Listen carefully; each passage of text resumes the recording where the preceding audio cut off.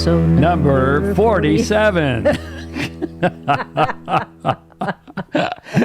Is that what I sound like? Yeah, paybacks. Paybacks are tough sometimes. Yeah. I've been waiting to do that because he does it to me all the time. And if you've been watching us, you know. So she deserved that. You deserve that. I didn't like it. So, take some of your own medicine. So we began last episode talking about a long series that we're going to be involved with about your environment and the alchemy of environment, how important environment is. And in case you didn't catch the last episode, please go back and catch up. But most people initially believe that environment is just what, Bersabeh? Outside. Outside nature, your surroundings, and that's a part of your environment, definitely. At this point in your life, but it's much more than that. It's a lot more than that. In fact, we went through 7 distinct areas that we're going to go through that impact, that make up, rather, your environment. And what we're going to suggest to you is at this point in your life, how important is environment? Oh, it's very important. I'm going to suggest, and you can tell me if you agree, it's more important than your heredity. Yes. I mean, even epigenetics tells us that. Oh, yeah. That your environment has a greater impact on you than your genetics even. And so... because environment is 24/7. It's 24/7. Willpower is off and on, but environment is 24/7. You're absolutely correct.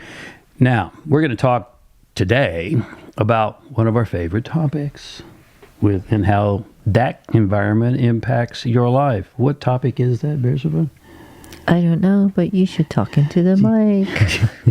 Am I not talking into the mic? There you go. So, what is one of our favorite topics? One of our favorite topics is relationships. Relationships, and we happen to have a little experience there. Just a bit. Just a little bit. And so, let's start off by saying, very emphatically, by the way, you can measure the quality of your life by the quality of your relationships. By the quality of your relationships. And when you hear relationship, most people think of what? Romantic relationship. Romantic or family. And certainly that's part of it. And again, it's more than that. In fact, let's just talk about romantic for just a moment. As much as Bersabeh and I are major believers in the sacred act of marriage, which we are, the unfortunate truth, drum roll, is that most marriages are not started for the right reasons. No way. That is brand new information. Isn't it? I am shocked right now. It is, isn't it? No, not ever. And you're not. Said no one. So that's a long conversation, and we won't get into that in depth and detail here today. But one things I will share with you is that what we find is that most relationships are grounded, quite frankly, in lust and proximity. In other words, I have this lusting attraction to another individual, and they're close, and I can interact with them, and so on and so forth. And that maybe isn't the correct way to build a relationship. It's got to be much, much more than that. Yes. Now, Napoleon Hill, you've heard of him. What book did he write? He wrote... It's not To the Moon. I know. To the Mars. No. He wrote Think and Grow Rich all the way back in the 50s. And he was a student of the mysteries, by the way. A lot of people don't know that. And what he found in his research of some of the most successful people in the world is that one of the major causes of failure, one of the major causes of people not reaching their full God-given potential was what? Any guess, Bersabeh? One of the major causes? Was the theme of what we're talking about. Relationship. Come on, sweetie. So I love you. I'm sorry, what now? They chose the wrong mate. Yes.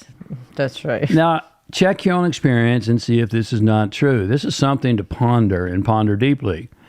Because the right relationship can catapult you to new heights of achievement, wealth, success, sure. fulfillment, happiness, joy, all those types of things.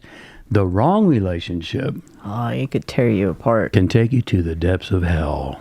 Oh, that's for sure. And it can bring your growth to a screeching halt. So one of the things you have to do when it comes to this idea of relationships is you have to honestly, this is tough for most people, take an inventory. Take an inventory not only That's tough. of your romantic mate and partner, obviously, but you have to take an inventory of things like, well, what kind of relationships do we have to look at? Family would be one of them. Yes, family, friends, colleagues, Pets. pets. I mean, self. let's face it, and pets is a tough one. But if your pet makes you angry and aggravates you all the time, There's something wrong with you. You probably need to get rid of it, No, because it's just a pet. It's because no. What is it because of? Because of the person that's raising the pet. Okay. It's not the pet's fault. It's probably not the pet's fault any more than it's the child's fault. But I mean, to get angry as an animal is kind of ridiculous if you think about it. It's an animal. Why would you get angry at it? And it's part of your relationships. Yeah. Your children, again, same thing. It's not the child's fault that they're bouncing on the furniture and running It's around your screaming. fault. It's the parents' fault. So we have to take an honest inventory of our mentors. We know people who said they grew up watching so-called mentors on social media that were all about the bling and all about the show off and all about the look at this and look at that, all about the fame and all about the fortune. And that was their mentors. And now they're having to totally rewire and reprogram themselves.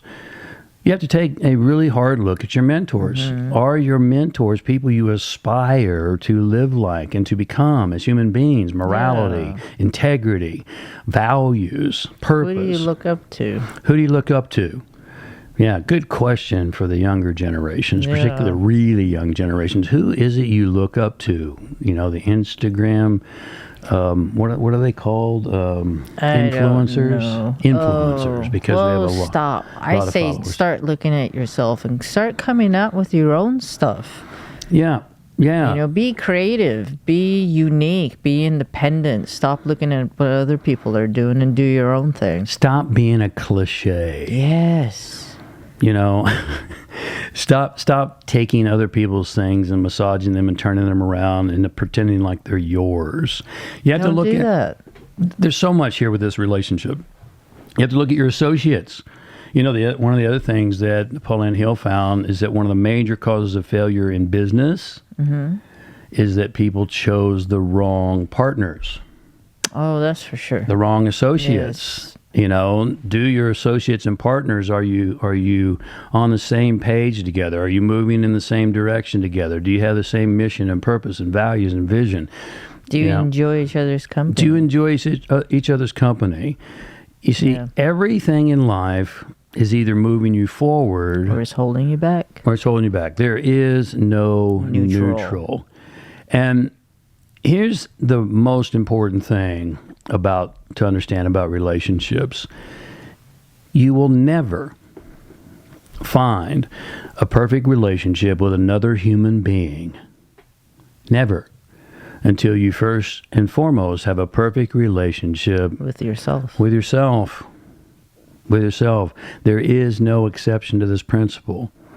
Here's the bottom line. If you don't like being alone in your own living room, if you can't sit in your own living room for a minimum of 1 hour by yourself without a smartphone, oh my God, without a television, without any food, without a book, without a pet, without any other company, without any other conversation, without making a phone call, just you and you for 1 hour, then the fact is you don't like yourself very much. And here's the harsh reality. If you don't like your own company, how can you expect anyone else to like your company? Because you must not be in very good company. Yeah. And that's rampant in today's world. Got to go, talk, fill the space. So start with yourself, build a relationship inside, and then you can move outside. And so there's a lot of things to digest and act upon here today. Hopefully this has been of value to you. And as you begin to take that inventory, as you begin to build that relationship with self, then you become the alchemist. You transmute things of low value into things of high value. And that's our greatest wish and outcome for you. I want to thank you for a couple moments here today. And next week, we'll talk about an entirely different environment. God bless. Lots of love. Take care. Bye. Bye-bye.